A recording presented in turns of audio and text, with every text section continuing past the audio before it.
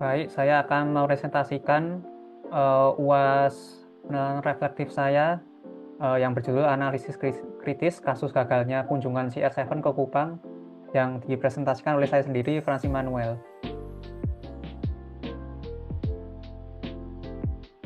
Latar belakang kasus, yang poin pertama, pada awal April 2024, publik NTT dihebohkan oleh rencana kunjungan Cristiano Ronaldo ke Kupang. Poin kedua, pemerintah Provinsi NTT menyampaikan informasi bahwa CR7 akan hadir melalui kerjasama dengan sebuah yayasan.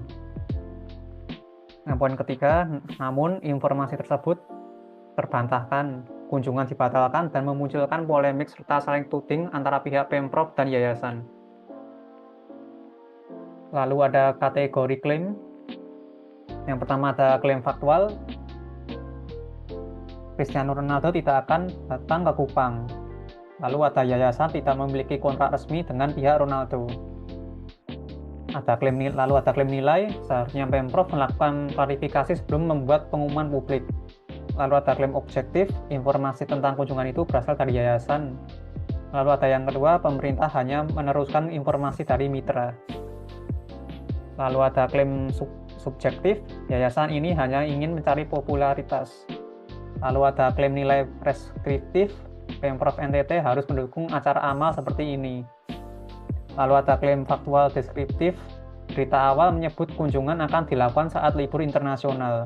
Lalu yang terakhir ada non-klaim, kami sangat kecewa dengan situasi ini. Lalu saya akan masuk poin identifikasi. Masalah utama dalam kasus ini adalah ketidaksesuaian antara informasi publik yang disampaikan oleh pemerintah Provinsi NTT dan kenyataan yang terjadi. Pemprov menyatakan bahwa Ronaldo akan datang ke Kupang dalam sebuah kunjungan resmi, namun tidak ada bukti dokumentasi formal seperti kontrak atau konfirmasi dari manajemen Ronaldo yang menguatkan klaim tersebut. Di sisi lain, pihak Yayasan AAS sebagai mitra lokal justru menyatakan bahwa mereka sudah menjalin komunikasi, meski tidak menunjukkan bukti kuat. Masalah ini kemudian berkembang jadi polemik publik karena harapan besar masyarakat NTT yang tidak terrealisasi dan kekecewaan yang muncul setelahnya. Analisisnya, secara analitis, kasus ini menunjukkan lemahnya verifikasi dan validasi informasi yang dilakukan oleh pihak-pihak terkait sebelum melakukan publikasi.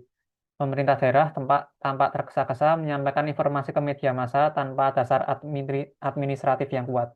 Hal ini mencerminkan kegagalan dalam tata kelola komunikasi publik, di mana kredibilitas sebuah institusi pemerintah dipertaruhkan karena ketidakhati-hatian dalam menyampaikan informasi yang berpotensi viral.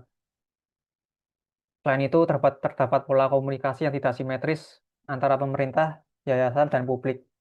Yayasan diduga melebih-lebihkan potensi kerjasama, sedangkan pemerintah selalu percaya tanpa melakukan klarifikasi ke pihak Ronaldo secara langsung. Lalu evaluasi, secara evaluatif, kasus ini menunjukkan bahwa tata kelola informasi publik yang buruk bisa berdampak besar pada kepercayaan masyarakat. Ketiadaan transparansi dan bukti konkret menyebabkan masyarakat merasa dibohongi, meskipun mungkin tidak ada niat menipu sejak awal. Kejadian ini menyoroti pentingnya prinsip kehati-hatian atau prudence dalam komunikasi publik, terutama ketika melibatkan tokoh internasional dan perhatian media luas. Pemerintah seharusnya memastikan keabsahan informasi sebelum membuat pengumuman, apalagi jika menyangkut nama besar seperti Cristiano Ronaldo. Lalu saya akan masuk ke poin argumen, counter argumen, dan silogisme kategori. Poin pertama adalah argumen. Premis pertama, kunjungan resmi tokoh internasional memerlukan kontrak atau dokumen tertulis. Premis dua, tidak ada kontrak atau dokumen tertulis terkait kunjungan Cristiano Ronaldo ke Kupang. Kesimpulannya, maka kunjungan tersebut tidak dapat dianggap sebagai kunjungan resmi. Lalu ada counter argumen. Poin pertama, pihak yayasan menyatakan sudah ada komunikasi informal dengan perwakilan Ronaldo. Poin kedua, merasa optimis terhadap rencana kunjungan meskipun belum ada kontrak. Poin ketiganya, klaim bersifat asumtif dan tidak disertai bukti konkret. Lalu ada silogisme kategori. Premis mayornya, semua kunjungan resmi memerlukan kontrak atau dokumen tertulis. Premis minor, kunjungan CR7 ke Kupang tidak memiliki kontrak atau dokumen tertulis. Kesimpulan, maka kunjungan CR7 ke Kupang bukan kunjungan resmi. Lalu ada pola deduktif spesifik. Poin pertama ada modus ponen. Premis pertama, jika yayasan punya surat undangan CR7, maka kunjungan akan terjadi. Premis 2, yayasan tidak punya surat. Kesimpulannya, kunjungan tidak terjadi. Lalu ada modus tollens. Premis pertama, jika GS7 datang, maka Bandara Kupang akan disiagakan. Premis 2, bandara tidak disiagakan. Kesimpulannya, Seven tidak akan datang. Lalu ada poin ketiga, silogisme hipotesis. Premis pertama, jika yayasan profesional, mereka akan menyiapkan dokumen. Premis 2, jika dokumen ada, Pemprov akan mendukung. Kesimpulan, jika yayasan profesional, Pemprov akan mendukung. Lalu yang ada dilema, premis pertamanya, jika Pemprov mendukung, mereka terlibat hoak. Jika tidak mendukung, dituduh antisosial. Premis kedua, Pemprov memilih tidak mendukung. Kesimpulannya, Pemprov dituduh antisosial. Lalu ada argumen induktif spesifik.